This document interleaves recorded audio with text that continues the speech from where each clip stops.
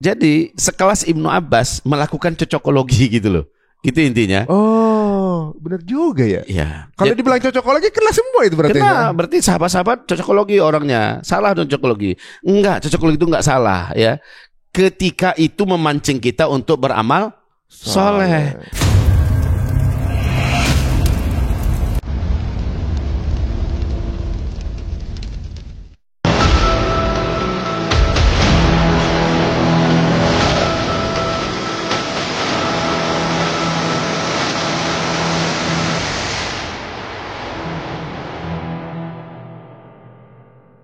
Assalamualaikum warahmatullahi wabarakatuh. Bagaimana teman-teman semuanya? Waduh, udah semingguan ya berpuasa. Semoga lancar semuanya. Semoga yang udah rajin dari awal khataman udah mulai sepertiganya sekarang ini ya. Atau juga mungkin ada yang udah mulai khatam satu Quran ya. Moga-moga dilancarkan puasanya juga. Dan seperti biasa setelah tarawih kita lanjutkan kembali pembahasan yang menarik, itu pembahasan akhir zaman ya. Tapi sebelum, jangan lupa untuk menggunakan penunjang kecantikan atau penunjang keharmonisan rumah tangga ya. Ini Bill. Terima kasih untuk supportnya di Cerita Untung. Nah, sekarang ini kita akan masuk ke pembahasan mengenai akhir zaman ya. Banyak di antara komen yang kemudian mungkin agak sedikit miring mengenai pembahasan akhir zaman, yaitu cocokologi katanya. Apakah benar pembahasan ini cocokologi? Apakah cocokologi ini baru ada sekarang atau dari zaman Nabi? Oke, langsung saja kita akan berikan kesempatan untuk guru kita, Buya Zulkifli M. Ali, untuk kemudian melanjutkan pembahasannya. Kepada Buya, waktu dan tempat kami persilakan. Tafadhal Buya. Sepanjang perjalanan kita dari Arab ya menuju ke Yaman, kita menyaksikan negeri ini kok pada menghijau ya, sungai-sungainya mulai mengalir, dan dari bawah tanahnya sudah mulai ditemukan mata-mata air yang sangat banyak pada hari ini. Jadi Mas Ari Untung dan seluruh pemirsa yang kami cintai, pendengar setia Cerita Untung ya, kita semuanya diajarkan untuk cerdas ketika mendengar dan membaca hadis ini, supaya kita melihat apa yang sedang ada, fenomena apa yang sedang berlaku. Dan kalau kita lakukan pencocokan itu, sebenarnya itu adalah amalan khas para sahabat. Kok kita katakan amalan khas para sahabat? Karena yang pertama sekali melakukan cocokologi itu adalah para sahabat. Berarti itu manhaj salafus soleh. Jadi orang salafi kalau ingin belajar tentang manhaj sahabat itu manhaj tertinggi itu.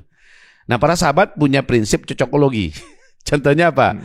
Umar bin Khattab dengan tegas dan berani Umar mengkaitkan antara Ibnu Sayyad dengan Dajjal. Itu ketika masih hidup Nabi. Ya, jadi Nabi SAW sedang mengobrol dengan Umar bin Khattab ya, di dekat kebun kurma. Lalu di situ ada mengintip seorang lelaki. Laki-laki ini punya keunikan. Dia memiliki beberapa kemampuan yang orang biasa tak punya. Apa itu? Ciri-cirinya kemampuan yang agak mendekati Dajjal begitu ya. Ya, di antaranya memiliki kemampuan untuk berkelebat. Begitu cepat menghilangnya. Oh, di zaman itu dia udah. Sudah ada Ibnu Sayyad. Jadi, dan dia nggak mau dekat dan nggak mau didekati oleh sahabat manapun. Nggak mau disapa oleh Rasulullah SAW. Ya. Dia hanya memata-matai, mengintai-ngintai. Jadi ada di sini cerita yang sangat panjang dan jelas. Ibnu Sayyad ini, hadis tentang Ibnu Sayyad itu sangat banyak dan sahih semua ya. Ibnu Sayyad ini, beliau sedang mengintai dan mengintip kepada Rasulullah dan Umar bin Khattab. Umar tahu, Rasul tahu. Dari balik batang pohon kurma, kepalanya keluar Umar bin Khattab, ya namanya Umar. Ya. Setan pun takut sama Umar gitu kan. Memang langsung dia hunus pedangnya dan berkata, ya Rasulullah, izinkan saya. Mau apa kamu, kata Rasulullah? Itu Dajjal. Coba Umar bukan cocokologi lagi ya, malah memastikan itu Dajjal. Saya akan bunuh dia. Kan Nabi yang cerita tentang Dajjal. Kalau enggak mana kenal Umar. Kata Rasulullah, ya Umar, kalau dia memang Dajjal, kamu tak akan sanggup menyentuhnya. Kamu bukan lawan dia. Ya, bukan level kamu dia itu, gitu kan? Kalau dia memang Dajjal. Kalau dia bukan Dajjal, apa guna bagi kamu bunuh orang sembarangan? Itu kata Rasulullah.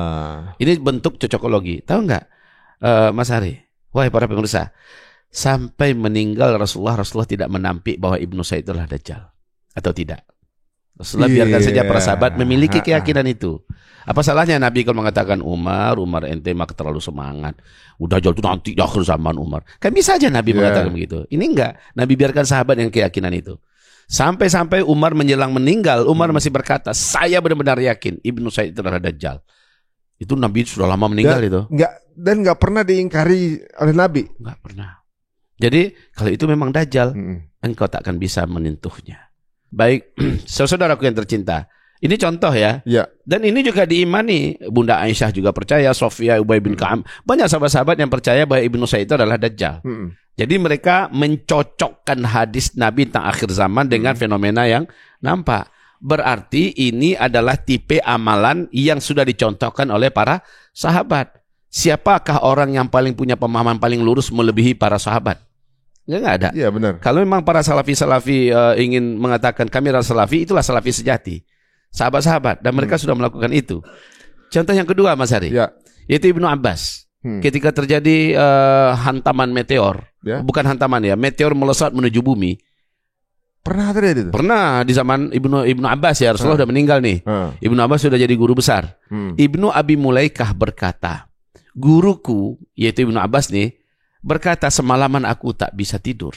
Kami bertanya, kenapa guru? Karena saya sudah melihat meteor melesat menuju ke arah bumi. Berarti besok dukhon terjadi.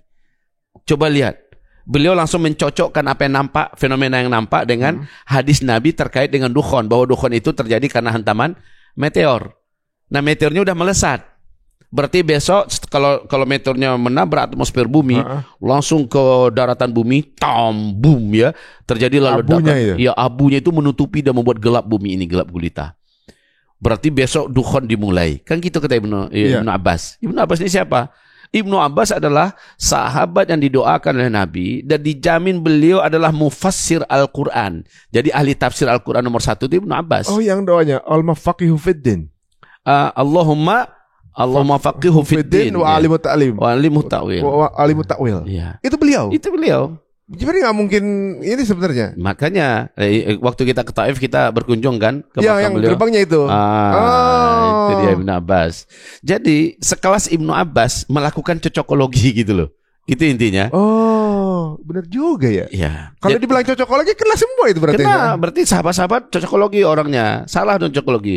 Enggak, cocokologi itu enggak salah ya. Ketika itu memancing kita untuk beramal soleh. Buktinya semalaman itu beliau memperbanyak menangis, istighfar, ya berdoa kepada Allah mohon selamat dunia akhirat. Ibnu Abbas itu yang menyebabkan beliau tak bisa tidur semalaman karena memperbanyak persiapan untuk menyambut dukhon besok. Benar juga berarti ya. Ibaratnya gini. Kalau kita cocokologi berarti maksudnya dengan apa yang diutarakan Nabi berarti bahwa kita mau memastikan Nabi ini mengatakannya sesungguhnya. Kalau kita misalnya cocokologi, yang dia kata cocokologi, yang dikatakan berarti yang ngomong begitu adalah penumpulan dari keinginan orang agar nggak usah menggali. Iya, betul. Nggak usah menggali dari apa profesi atau ibaratnya nubuah dari Nabi. Iya, betul. Berarti dia mau bilang bahwa Nabi ini betul benar kan gitu? Iya. Nah, ini namanya al-wa'yu ya. Ini namanya al-wa'yu, kesadaran. Harusnya dia sadar dengan hadis itu sehingga dia melihat fenomena yang ada itu namanya al-wa'yu. Dia sadar dan terjaga. Semuanya begitu. Semua direlatekan dengan apa yang sudah dikatakan oleh Nabi kan begitu ya. Di situ rahasia kenapa para sahabat itu memiliki energi amal yang bagikan tak putus-putus. Karena mereka yakin kiamat udah dekat. Nah, berarti memang polanya begitu guys. Jadi orang-orang itu kalau kita mengungkapkan sesuatu itu dibilang halu, dibilang cocokologi, saya jadi mikir. Berarti dulu memang kayak pernah saya obrolan kalau nggak salah tuh. Nabi Nuh tuh juga dibilang orang halu kali ya. Iya. Ya kan? Ini di gunung nih. Iya, buat kapal di sana. Buat kapal di situ kan gitu. Waktu belum kejadian pasti dihina beliau. Iya. Iya kan? Setelah kejadian nyesel yang nutup mulut ya. Benar kejadian kan gitu. Tapi udah kejadian. Iya. Kayak kita ngobrol begini yang belum kejadian ngerasa kayak ini belum kejadian. Ketika itu orang akhirnya minta maaf sama Buya kan gitu kan.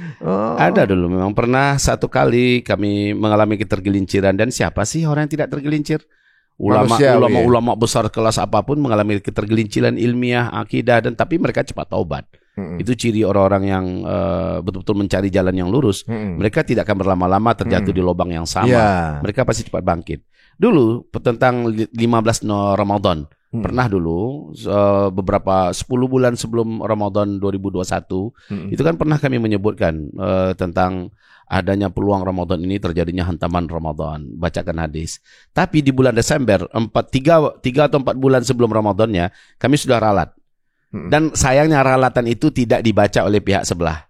tidak didengar oleh mereka. Padahal di media kita ralat bahwa itu hadisnya dhaif jiddan, bahkan ada yang mengatakan palsu, dengan ini saya cabut.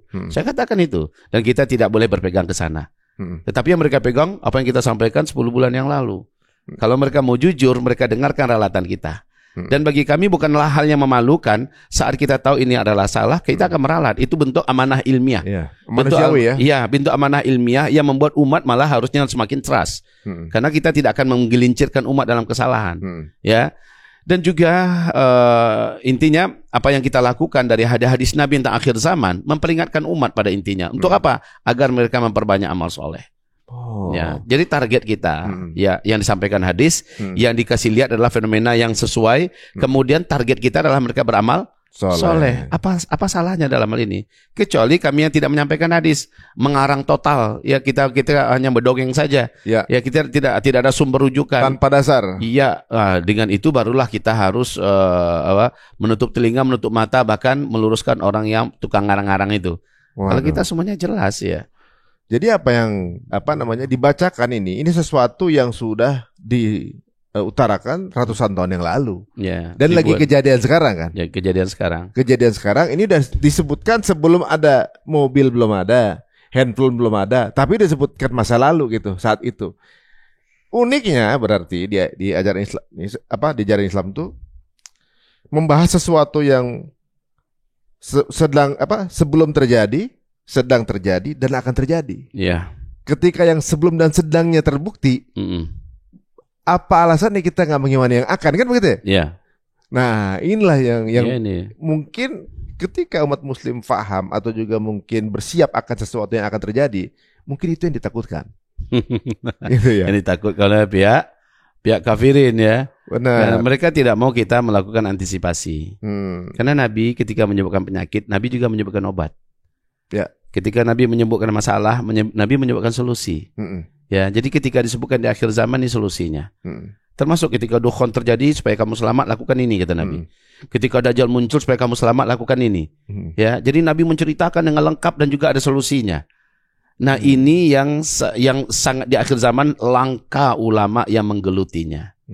Kata Rasulullah, salah satu di antara tanda kiamat sangat dekat, sangat sedikit yang menyampaikan kepada umatku tentang tanda-tanda akhir zaman.